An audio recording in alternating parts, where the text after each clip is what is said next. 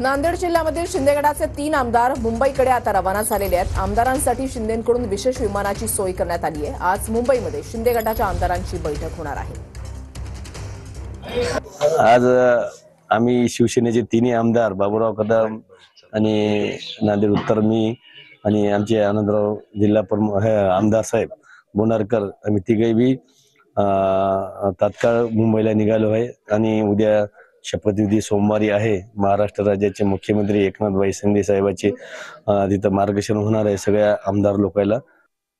न्यायालयात होता युती धर्म पाळला, त्यांनी त्याला तिकीट दिलं कारण मला माझ्या कामावरती क्षमतेवरती विश्वास होता आणि मी त्या ताकदीवरती आणि भाजपच्या सर्वच कार्यकर्ते सर्व सहकारी आमच्या युवा वर्ग आणि महिला वर्ग आणि खास करून सांगायला लागेल की ही लढाई कुठल्या नेत्याच्या हातामध्ये नव्हती, ही लढाई जनतेने हातामध्ये घेतली होती।